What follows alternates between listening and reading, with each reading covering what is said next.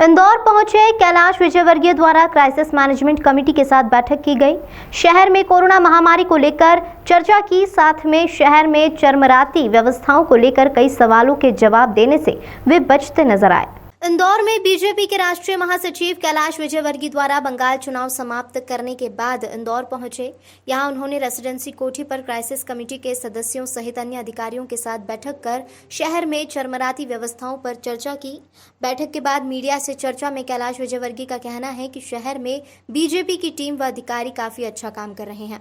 शहर में जिला प्रशासन व स्वास्थ्य विभाग आमने सामने होने पर कैलाश विजयवर्गीय ने टिप्पणी करने से मना कर दिया। उनका कहना था कि कई बार जिला प्रशासन और अन्य अधिकारियों का मतभेद सामने आता है, जिसके कारण इस तरह की स्थितियां निर्मित होती है, लेकिन शहर में पूरी टीम काम कर रही है, जल्द ही इसे समाप्त किया जाएगा।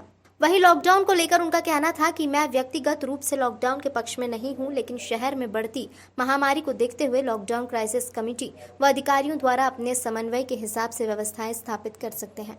सरकार के द्वारा प्रायोजित हिंसाएं हो रही हैं और ये बात सही है कि जिस प्रकार की हिंसा हो रही है, स्वतंत्रता के बाद मैंने न देखी और न सुनी ऐसी हिंसा। कैसी हिंसा वहाँ पर हो रही है और उससे इसके आगामी दूरगामी परिणाम बहुत खतरनाक हैं। देखिए, जो महामारी से मौत हो रही है उस पर धरना तो नहीं दिया सकता, उस पर व्यवस्था करना चाहिए। और मुझे कहते हुए प्रसन्नता है कि सरकार ने, समाज ने, जनप्रतिनिधियों ने मैदान में उतरकर और अपनी भूमिका सकारात्मक रूप से निभाई है। और इसीलिए ये भीषण महामारी में भी जो नियंत्रण आया वो उसी के लिए आया है। नहीं, हमने बहुत गेन किया वहाँ। हम बंगाल में कहीं पर भी नहीं थे। और यदि कांग्रेस और सीपीएम आत्मसमर्पण नहीं करते तो हम काफ़ी अच्छे होते, पर कांग्रेस और सीपीएम ने टीएमसी से समझौता कर लिया और अपने वोट पूरे टीएमसी में ट्रांसफ़र कर दिए।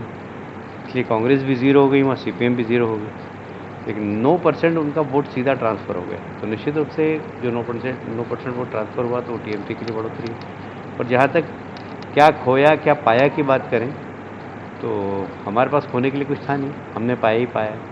हमारे पास पहले 3 सीट थी, अब 77 सीटें, मतलब 25 गुना हमें हमारी बढ़ोतरी हुई। फिर हर जिले में हम पहुँच गए, हर विधानसभा में हम पहुँच गए।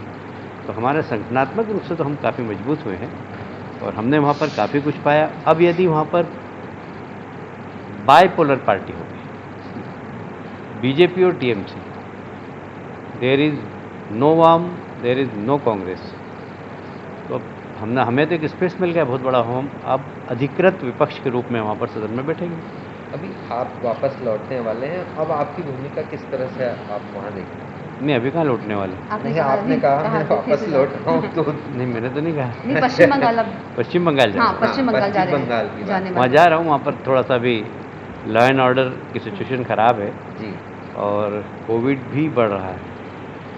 पार्टी की ओर से हम क्या कर सकते हैं समाज के बीच में जाकर, वो मैं व्यक्तिगत रूप से लॉकडाउन के पक्ष में नहीं रहता हूँ व्यक्तिगत रूप से, पर शहर की आवश्यकता है तो जनप्रतिनिधि सारे तय करेंगे। और अगर शहर की आवश्यकता है तो निश्चित रूप से जहाँ कड़ाई करना होगी वहाँ कड़ाई करना चाहिए। कैलाश जी पश्चिम बंगाल से लौटकर एक आध दो घटना से हम एकदम नहीं मान सकते, हो सकता है सब एक हो गए हैं और सामूहिक इस्तीफे की बात कर रहे हैं। स्वास्थ्य व्यवस्थाएं पूरी चरमरा जाएगी अभी कोविड काल में, इसको कैसे मैनेज करेंगे? नहीं, ऐसा एक दो घटना हो गई है, पर अभी हमारे प्रधानमंत्री जी भी वहाँ से होकर आए, डॉक्टर से बात करके आए। थोड़ा हो सकता है, थोड़ा कम्युनिकेशन गैप हो जाता है, कई बार प्रशासनिक ईगो टकरा जाता है। तो बहुत लोग हैं जो ऐसी कोई दुर्घटना हो उसकी चिंता करने वाले लोग हमारे आसपास बैठे हैं, जो सब इस पे काम कर। देखिए, एकदम मैं इसके ऊपर कोई टिप्पणी नहीं करना चाहूँगा, क्योंकि कई बार हमें डॉक्टर के स्ट्रेन, पैरामेडिकल स्टाफ के स्ट्रेन को भी समझना पड़ेगा और इसलिए दोनों जवाबदारी से काम करें, ये मैं आग्रह दोनों से करूँगा। नहीं, कहीं चरमराई नहीं हुई और अच्छी व्यवस्था चल रही है। मैं आया नहीं हूँ, मुझे वापस जाना पड़ेगा, मैं तो 2 दिन के लिए आया हूँ।